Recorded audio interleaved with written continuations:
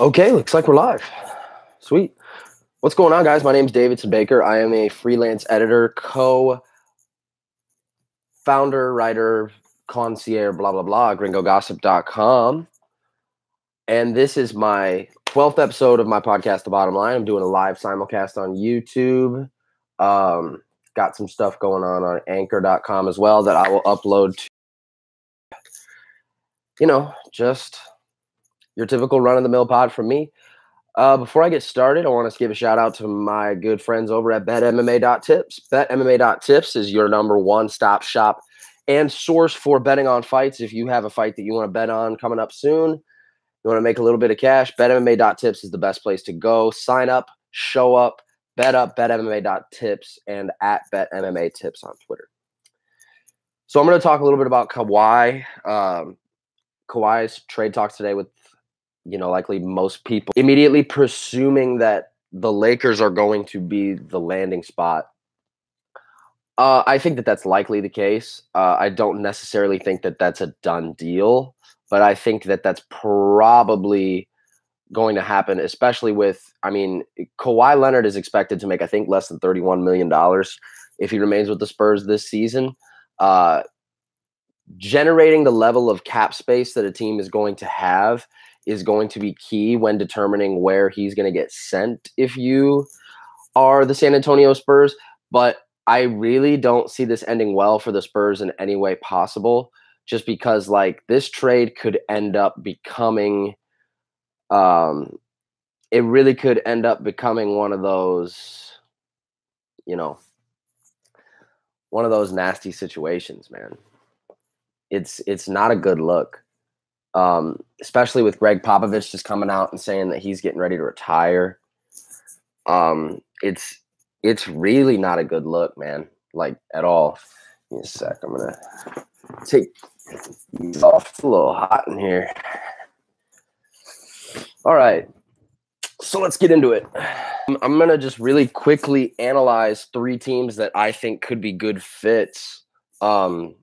Number one, I'm going to go also from least likely to most likely destinations. Damn, it's hot in my apartment today. What's it outside? 81? Shit. All right. Number one being the Boston Celtics. Remember, I'm going from least likely to most likely in that order. I'm going number one, the Boston Celtics, as the least likely, but I really only think there's three options here. The Celtics, I have a hard time believing that the Celtics are just going to flock out draft picks.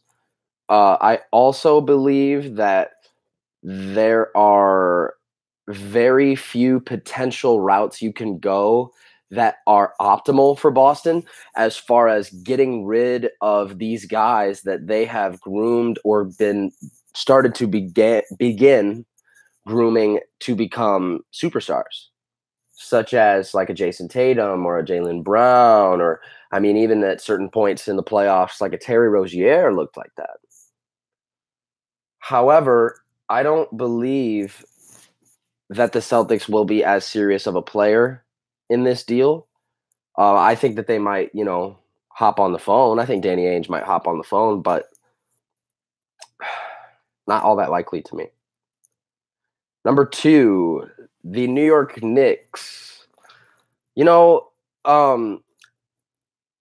The New York Knicks, especially now by hiring David Fizdale, who is a player-first type of coach, the one thing you hear unanimously and universally from guys that play under David Fizdale, I would challenge anyone on the planet right now to find a clip of any player that played under David Fizdale, either when he was a head or assistant coach.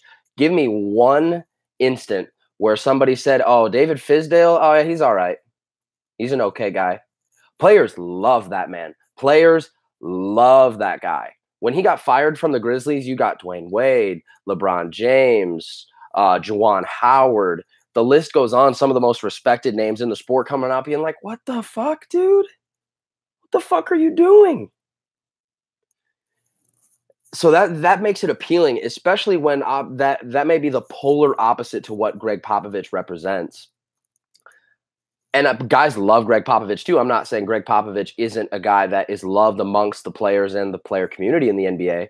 But Greg Popovich is business, man. Greg Popovich is like the Bill Belichick of NBA as far as maybe even success goes, and as far as, determination and focusation on the task at hand goes.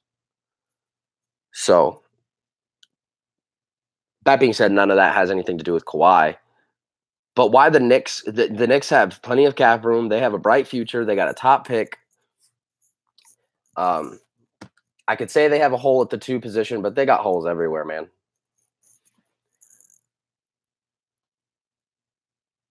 So, number 1.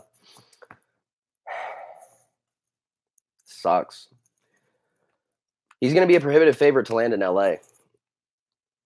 And I mean, the beauty about my own podcast, one day I'd like to be on an unbiased platform, but I can be as biased as I want right now. And, I'm not the biggest Laker fan. But man, with interest becoming something that's being generated out of exactly what things are being talked about. Now, here's one thing I don't think will happen. I don't think that Kawhi, Bron, and PG all end up in LA. I don't think that will happen. I do think Kawhi and Bron is a serious possibility. League interests are showing right now that, or league rumblings right now are showing that Paul George is thinking about staying in OKC, which would shock me, especially as a Thunder fan. It would shock me. But you never know. And my buddies all dead. So here's the thing. There are a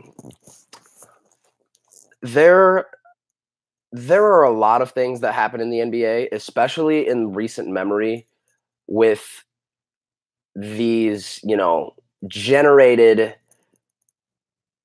soap opera, drama-filled senses of stories.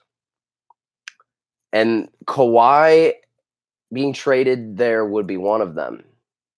However, that being said, LeBron James, I think it was Jason Whitlock that said this. If not Cowherd, I just saw like a quote of it on Fox's Twitter page. There are stories that become big NBA stories, but LeBron James going to the Los Angeles Lakers is not a big NBA story. That is an international, worldwide breaking news phenomenon. It has everything you could possibly want if you're the NBA.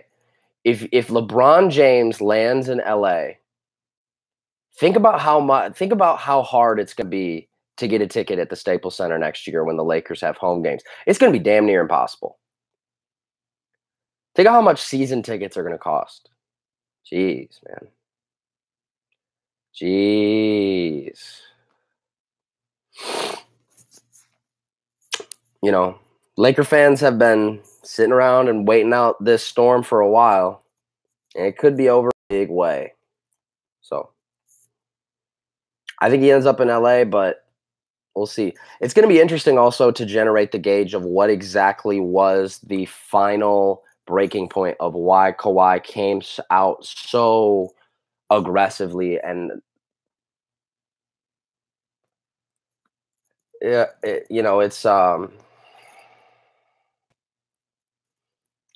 it's it's hard to say a lot of things about it because I'm still kind of frustrated, to be honest. There are he's even said the Lakers are his preference, and of course you got Adrian Wojnarowski, man. I mean, that guy is like fleas on shit. Okay, so I'm not going to spend too much time dwelling on that. I'm going to move on.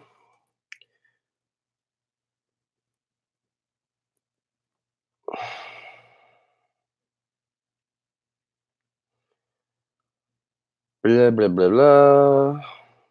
Countries. Okay.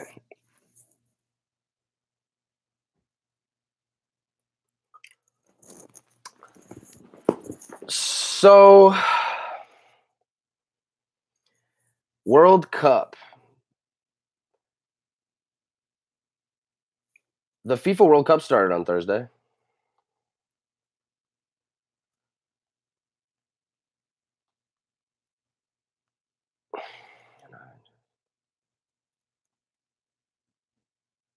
All right, for real this time. The FIFA World Cup started on Thursday. I was supposed to have a World Cup special edition preview podcast with my good buddy Tino. We recorded it on Tuesday. It was about 55 minutes long. And the son of a bitch of audio never showed up. Never showed up. Thanks a lot, Anchor. Thanks. Appreciate that. It was a damn good episode, too. I had fun.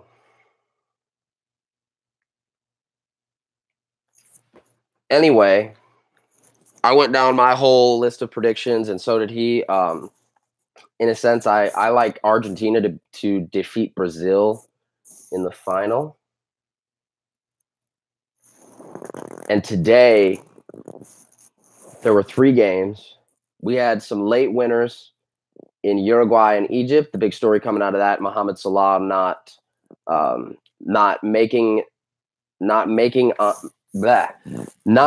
playing today following his injury, thanks to Sergio Ramos in the Champions League final a few weeks ago.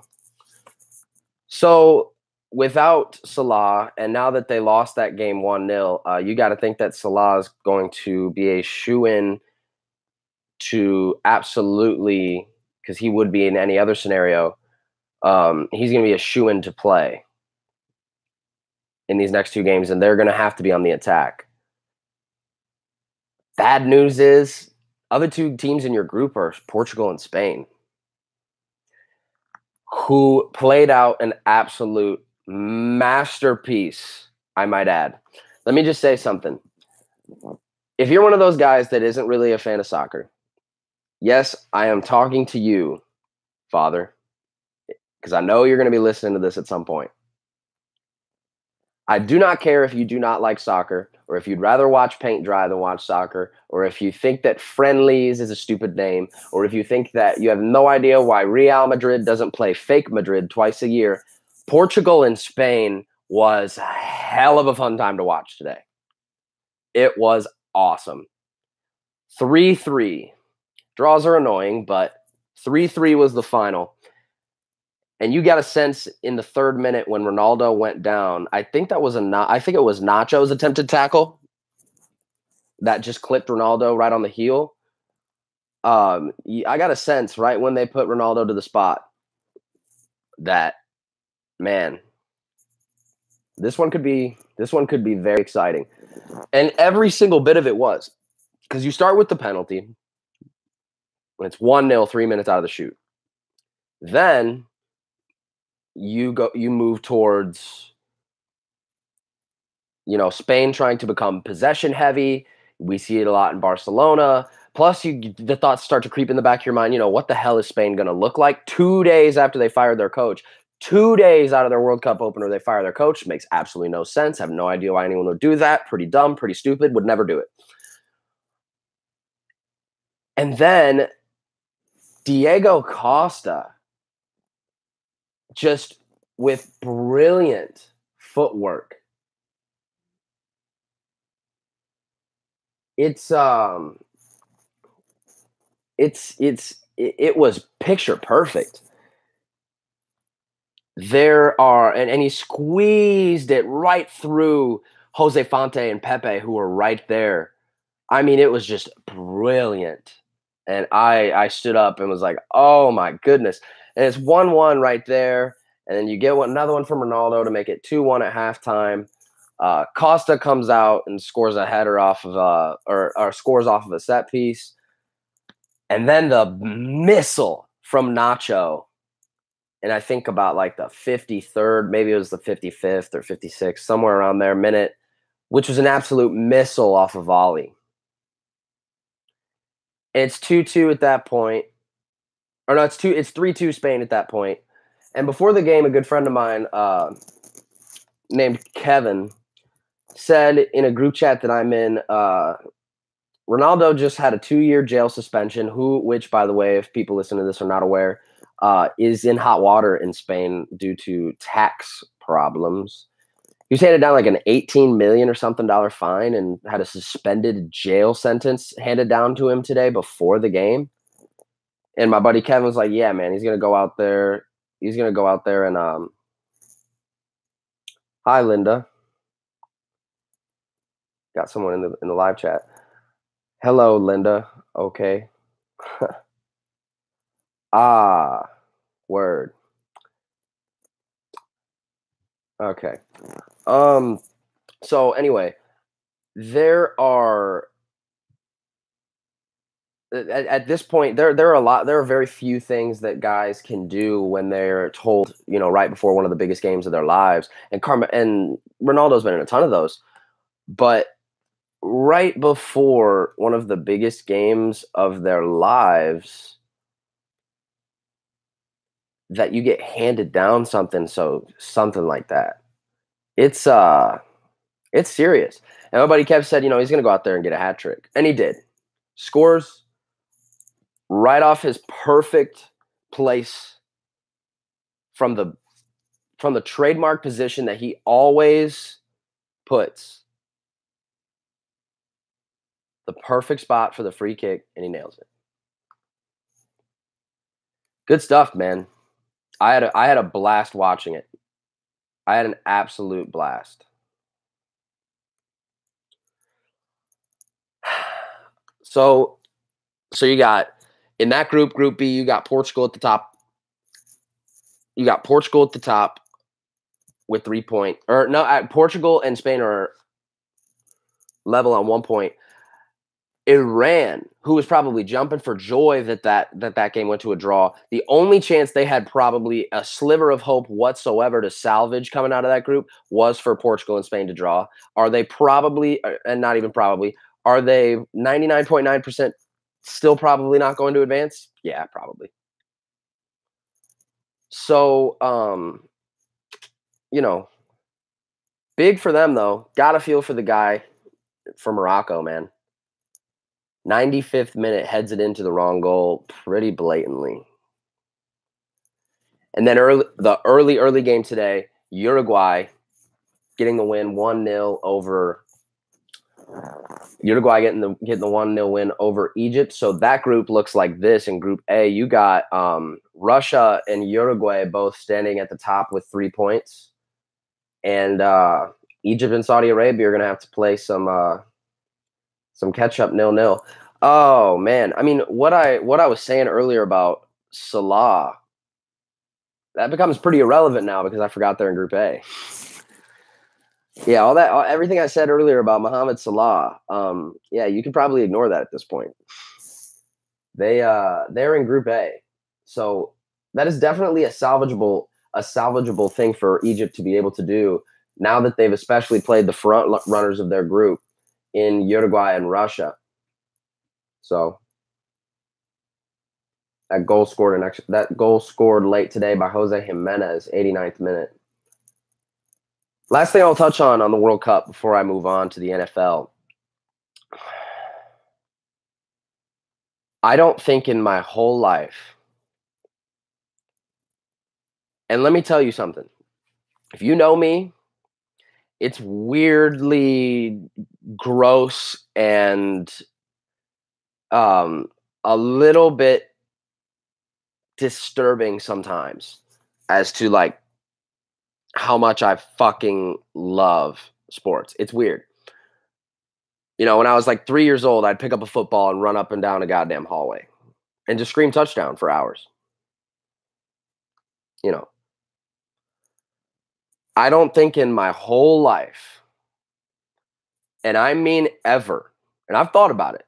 I've really, really thought about it. There's been only really a couple instances that really fit the sample size or, can put on the same size shoe. I don't think ever in my entire life have I seen as disgraceful and horrendous of a display at the elite level of competition that Saudi Arabia was yesterday. Holy mother of God. How in the name of hell did those guys qualify for the World Cup? And you know what? A tweet that I kept seeing today is like, how are Saudi Arabia in the World Cup and the U.S. aren't? Well, buddy, you got to qualify through your continent. We don't play Samoa and the Virgin Islands in qualifying. You have to qualify through your continent and through the region outside of Australia. They got to play with Asia. You have to play through your region. In our case, we weren't good enough to beat Trinidad and Tobago on the last day. Sucks to suck. That being said, like I said, I don't think in my entire life have I ever seen at the elite level of top competition of what is maybe considered the mecca of a sport, I don't think I've ever seen a team look as disgraceful as Saudi Arabia did. 0 shots on goal, 61% possession. They possessed the ball 61% of the time in that game. And they allowed 5 goals. Russia scored 5 out of the 7 times they put shots on target. It looked like they and you know, I'm a big X and O's guy when it comes to like sports that I played through the X and O's in, like basketball, like baseball. I kind of quit football before I got into all that, but playing NCAA football and Madden doesn't make you an expert on X's and O's, but it definitely helps. However, if there's one sport that I'm like not the brightest on X's and O's, it's soccer, and I'll admit that. But still, to the naked eye, it looked like Saudi Arabia was just kind of like in days leading up to that. It's like, okay, we're just going to go out there and just kind of wing it. We're just going to go out there and just kind of, do shit, run around. Woo, yeah, we're in the World Cup. Oh my God, they looked so bad. Like, so bad. And one has to wonder with really exciting news breaking yesterday that 2026, the World Cup is coming to North America. What people do also need to remember is in 2026, the World Cup will be expanding to 48 teams. If we got teams that look like that right now, oh God, it is terrifying to imagine what it's going to look like in 2026. And, people in North America are going to be paying top dollar to get tickets to that. And, I feel bad for those people that are going to have to see that. That sucks. So, been really eventful, though, so far through 2 days. Tomorrow, they got games in groups D and E. France and Australia at 6 a.m. Eastern time. Peru and Denmark at 12. That's an interesting matchup. Argentina and Iceland are at 9. And I think the most interesting match of the day, Croatia, Nigeria at 3 o'clock. Nigeria in Croatia, that's an awesome matchup. So I'm going to move on to a little bit of NFL offseason talk. I'm going to get to what we got as far as holdouts are concerned. Starting with Le'Veon Bell. So what I'm going to do here is I'm going to run down this list of guys that are holding out from their contracts and what to expect. Starting out with Le'Veon Bell. Said a few months ago said back in January that if he got franchise tagged again, he would consider retirement. And about 2 months later, they tagged him again. So, sheesh. Pretty, it's kind of a slap in the face. The relationship between the two have not always been great either. He's come out and said that he's not going to sign for anything less than $14.5 million. On top of that, people got to remember too, Devontae Freeman is the second highest paid running back in the league behind Le'Veon. He only makes $8.5 million.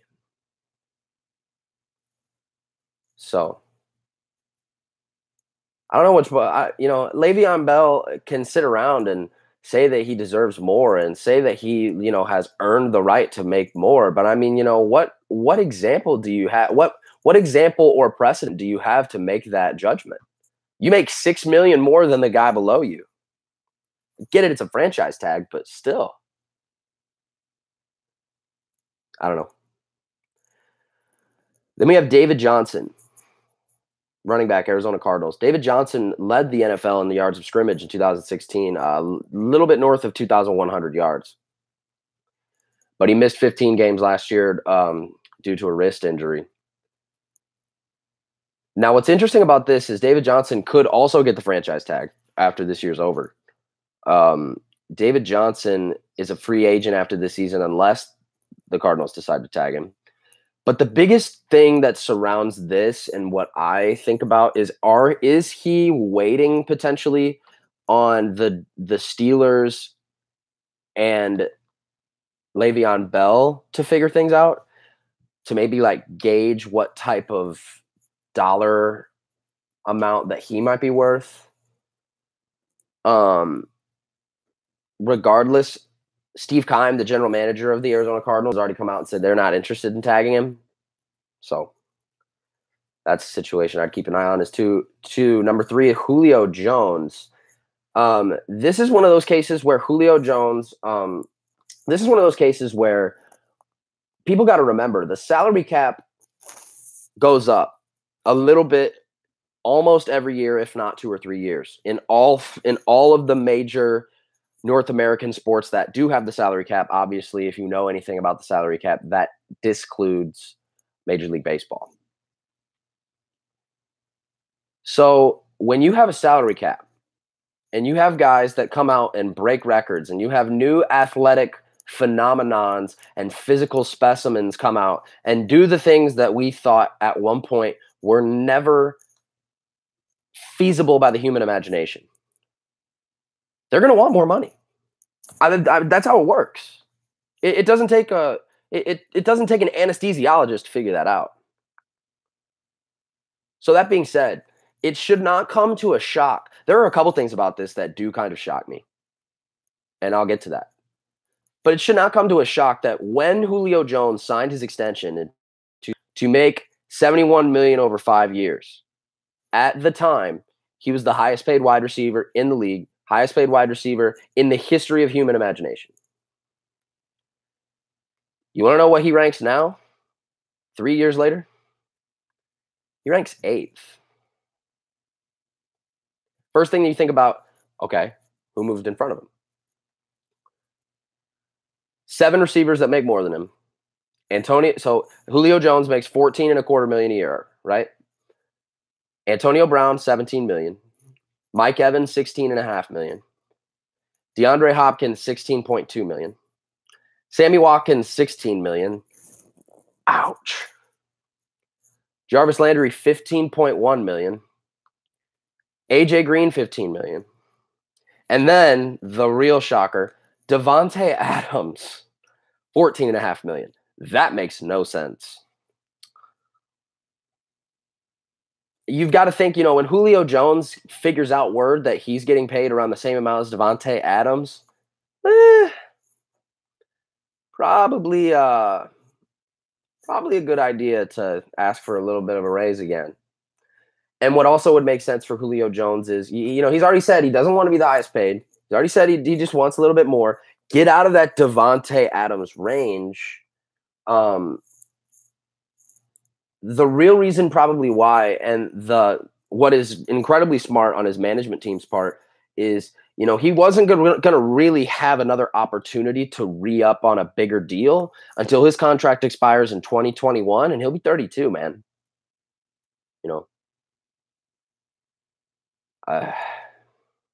You just like you want to go out on top, you want to negotiate a new deal on top. Really, definitely not the dumbest thing in the world for a guy like Julio Jones to want to renegotiate at this stage in his career. So, who else we got? Earl Thomas is another interesting one, and he sits in the same exact boat as Julio Jones. Earl Thomas, when he signed his last contract in 2014, 4 years, $40 million, $10 million a year, highest paid safety in the world. Now he's the 5th highest paid. Eric Berry makes $13 million a year. Cam Chancellor, his teammate, makes $12 million a year. Rashad Jones, $12 million. Marcus Joyner, $11.2 million. And Harrison Smith, $10.25 million. Earl Thomas just wants to be back at that top 13 million. I get it. Makes sense. And I don't know why the Seahawks wouldn't do that. They've said that they would do that. Pete Carroll said they've been in talks with his management and representatives, and I don't know why you wouldn't. You know, you've just traded your entire roster and then some. You don't have Cliff Averill. You don't have Michael Bennett. You don't have Richard Sherman. Makes all sense in the world. I'd expect that situation to get done soon. One that's interesting, though, is Khalil Max. Gabe Jackson and Derek Carr got paid last summer. So that effectively meant, and I remember Adam Schefter saying it, that effectively meant that Khalil Mack was going to have to wait a year, which can be frustrating. But, hey, man, you're already making millions. What's to say waiting a year to make boatloads and oodles of millions is going to kill you? It's not. It shouldn't. Or else you're already a monster before you're getting ready to become one.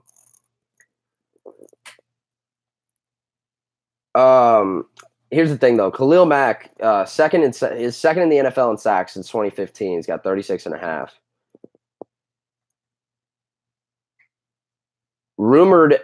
It's rumored that he wants $65 million in guaranteed money. That's quarterback range.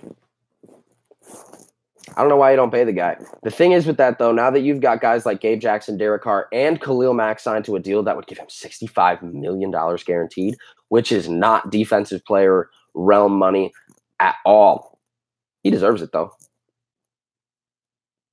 I think he does. You know, second most sacks in the league since 2015.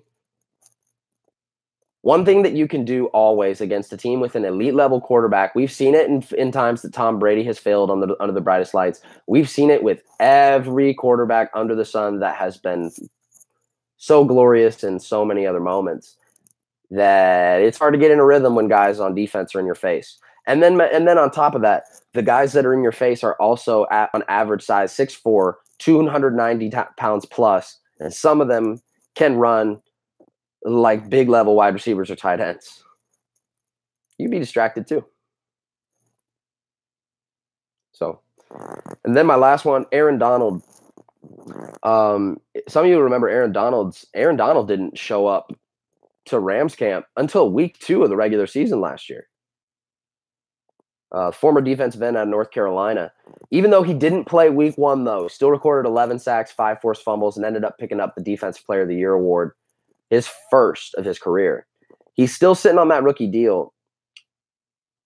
But I think once they get this done, and from everything that I've read and everything that I've gauged, it's not a matter of if, it's a matter of when.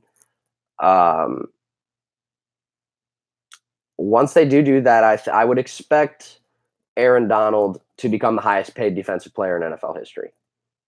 Right now, that distinction belongs to Von Miller at 6 years, $114.1 million. I would expect, and I believe if you're listening to this, you should expect as well, for Aaron Donald to eclipse that mark at some point this summer. So there's that. Moving on, U.S. Open's been going on. It's been a shit show. U.S. Open's at Shinnecock Hills in Southampton, New York. And it's been a nightmare. Last time they were at Shinnecock Hills was 2004. Retief Goosen was the winner, and he sat at 4 under par. I know Phil Mickelson was the runner-up, if you can believe that. Phil Mickelson's only been the runner-up in 6 U.S. Opens, which is crazy, man. That's so crazy. Retief Goosen and Phil Mickelson were the only guys in that field to finish under par. And right now, Dustin Johnson has the lead at -4, and he's the only one under par. The conditions have been bad. It's been windy. The greens are real slow. The fairways are hard to hit. The rough, dude, if you're sitting in the rough, you've got a serious problem. It's a shit show. I was thinking too that Ian Poulter today on the back 9, he was headed into his 17th hole, which today he played the back 9 first and the front 9 as his latter half. He was headed into his 17th hole of the day, which was hole 8. One shot off the lead. He had just birdied 3 of his last 4 holes. And then he gets in the rough, and dude, like, it did not look like he was going to get out of that rough without a Mack truck, man. The rough is brutal on this course. He ended up triple bogeying that hole, bogeying the last hole.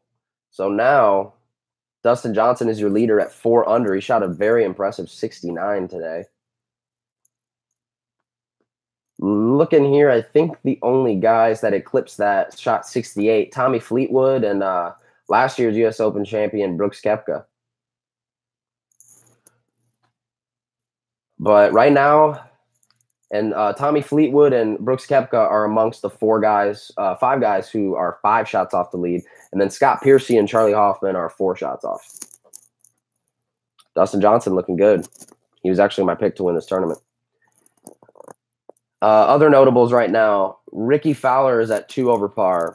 As I said, defending U.S. Open champion Brooks Koepka is 2 over par. Justin Thomas, 4 over par. Phil Mickelson and Patrick Reed, both 6 over par. One thing I did not see, though, up until this point, did Jordan Spieth make the cut? Oh, dear. It's looking like he didn't. Damn. Jordan Spieth missed the cut at +9. He birdied 4 holes in a row going into 17 and then bogeyed the last 2 and ended up missing the cut. The cut was +8. Spieth +9. Other guys that missed the cut, Tiger Woods +10. I'll get to that in a second. Bubba Watson +10. Rory McIlroy +10. And Sergio Garcia +14. Yikes.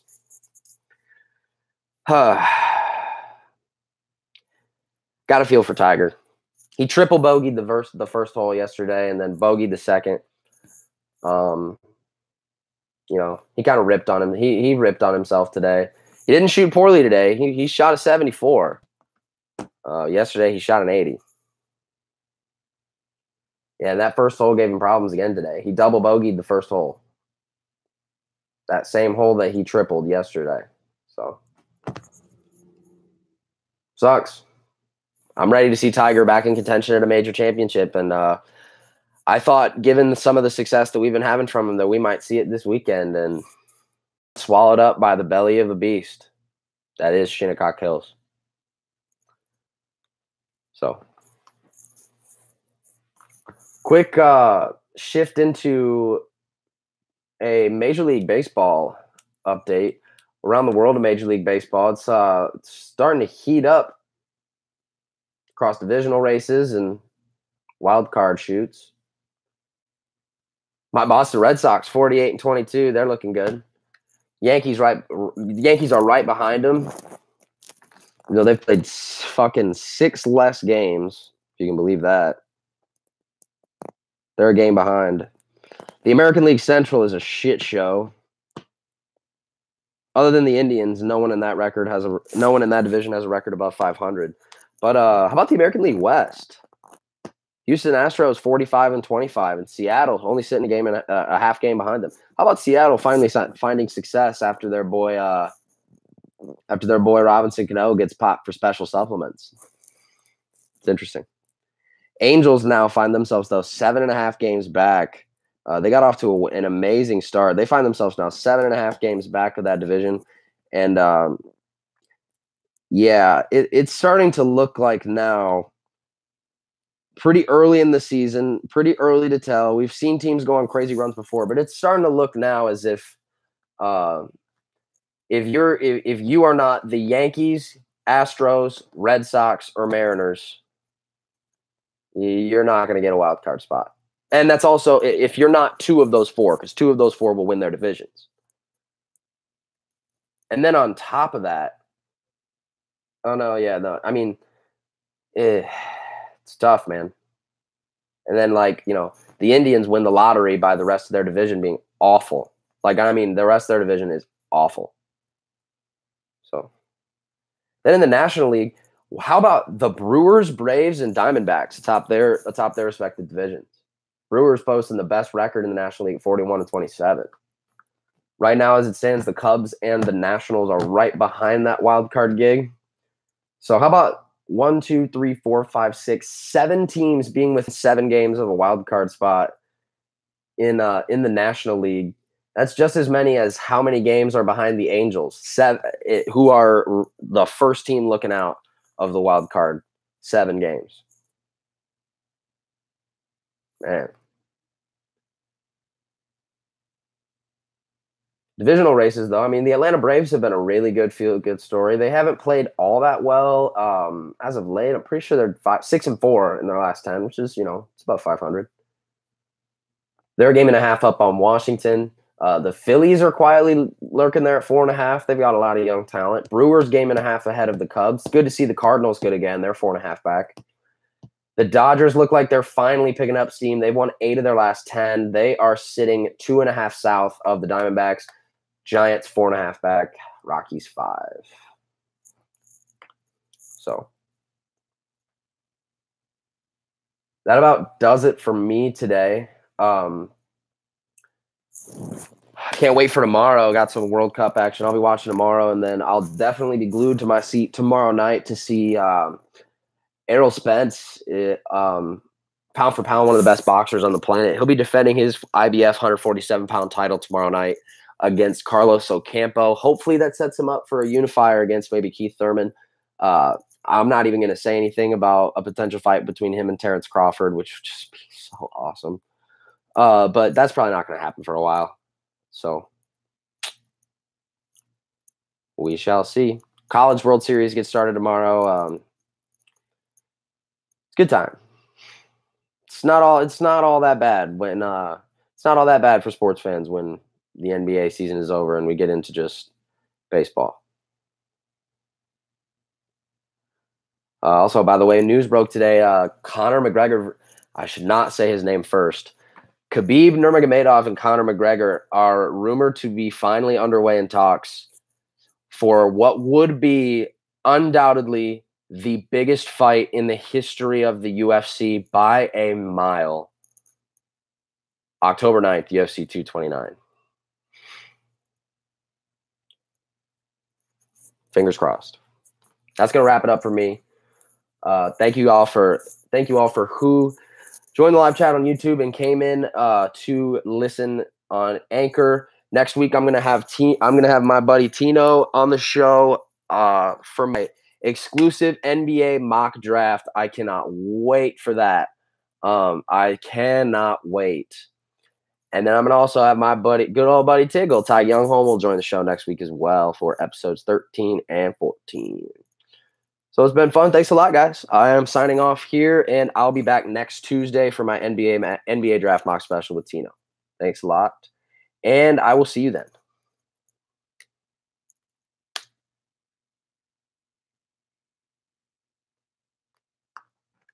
To the whole, this is the story.